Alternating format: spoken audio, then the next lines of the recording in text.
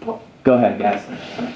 Okay, so ours is on the distribution of polio vaccines on the Pakistani border, and I'm AJ, that's Chris, George, and Rennie.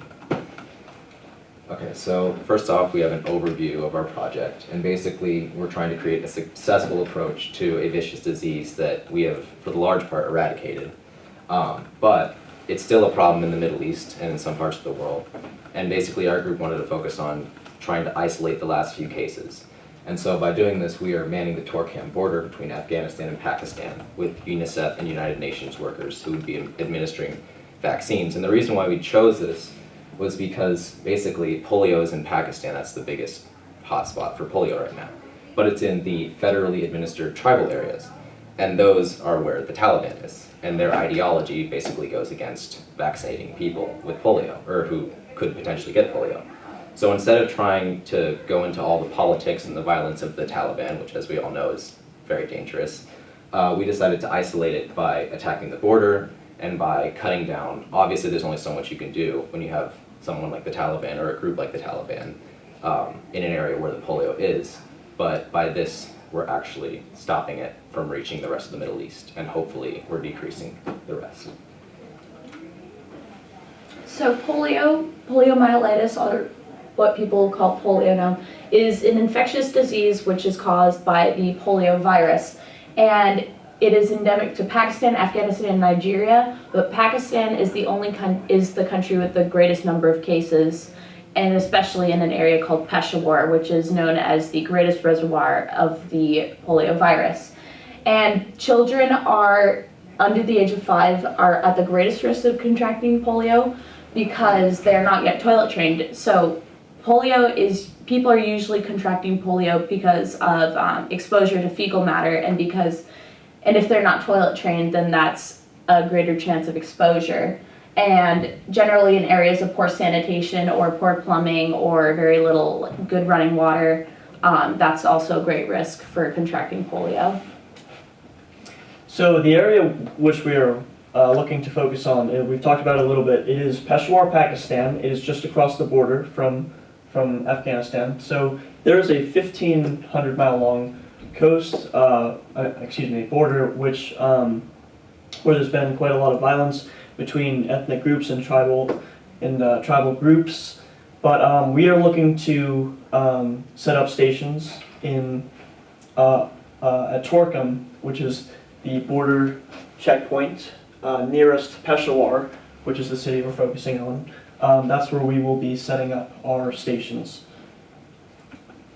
So what is our approach? What is our plan? We are going to give minors traveling from in and out of Afghanistan and Pakistan, we are going to give them the OPV vaccine. Now OPV stands for oral polio vaccine, and that is usually given in 3 different doses, usually a minimum of 6 weeks apart from each other.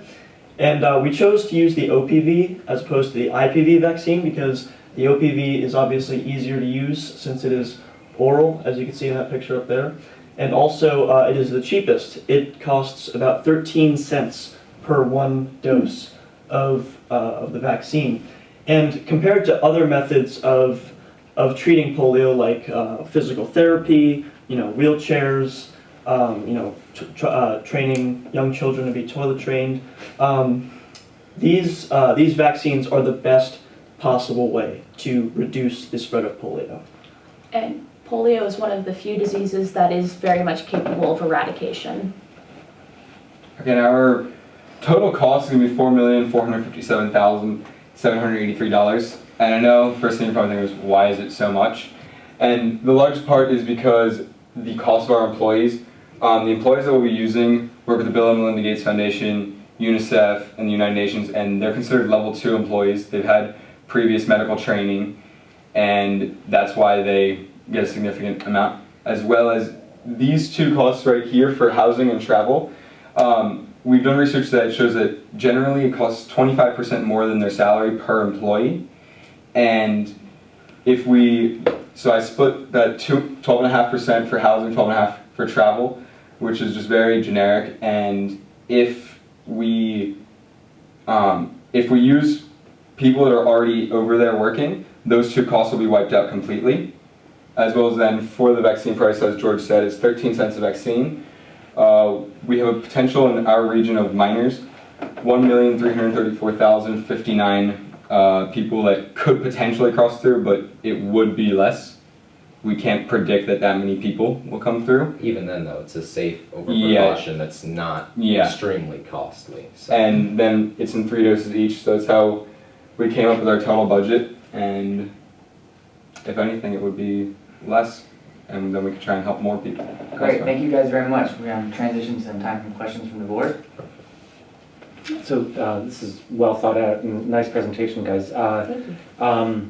Have you thought about the logistics of giving 3 doses 6 weeks apart? How often does the same person cross the border, and how will you keep track of that? Yes, so usually per day there are about 40 to 70,000 people crossing the Torkham checkpoint. And we are planning on giving the minors who have been given the first dose, at least, of the vaccine, we're planning on giving them an immunization card so that we can track, when they receive it. When they Basically receive very the doses. similar to how we receive Yeah, very vaccination similar to Yes. how it is in the United And it'll be States. electronically updated just like in the US, and it'll come up in our And they'll computer receive system. it passing through the first time. So with the first vaccination, they will receive And it. so these are people who regularly cross this border? Yes. Is that the We have to premise? assume that, yeah. And also, these are people who would like to receive the vaccine. The only people in Pakistan who are against the vaccine are those in the Taliban or those who feel threatened by the Taliban. And so one of the only possible reasons people are against the vaccine is if they don't want to feel threatened by the Taliban. And we're giving them a choice too, which is really interesting. Right. And Well, let me just ask what if they lose the card? if they lose the card, we still have in our system when they come through, and we'll have a copy of it, because we can't predict that every They're single going to, person is yeah. always going to have it. As well as for the safety of our employees, because there have been outreach groups that have given vaccines for polio in Pakistan who have actually been shot by the Taliban. We will actually have our employees living on the Afghanistan side of the border, where it will be considerably safer for them. Yeah, all of the victims of these attacks have been working directly in Peshawar. That's why we decided it'd be much safer and more effective to put them at a checkpoint where they would have not only UN security guards, but also actual US military personnel. They actually do have American soldiers on the ground at Torkham. So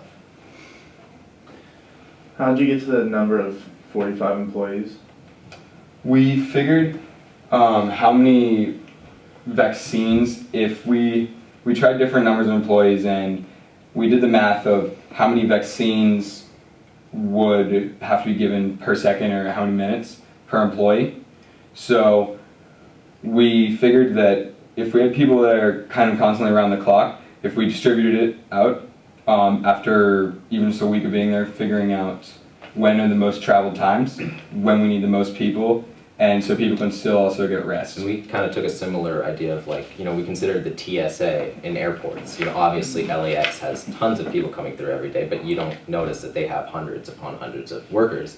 They just have a good amount that are constantly shifting through doing, quick jobs.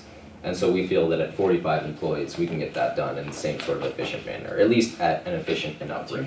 At the fastest they would have to work, I think it would be like a vaccine every 6 minutes. About every 6 minutes. Yeah. Which yes. is definitely doable, especially Yeah. by oral vaccination. We actually tried to And work that's out. actually if they were all working also at the same time. So we figured if we waited a little bit to figure out when are the busiest times, we could figure out staffing Yeah. hours. We tried to work out the numbers with 12 people, and it would have to be a vaccine every 8 seconds. Yeah. Yeah. Great, thank you guys very much for your presentation. Thank you very much. Thank you.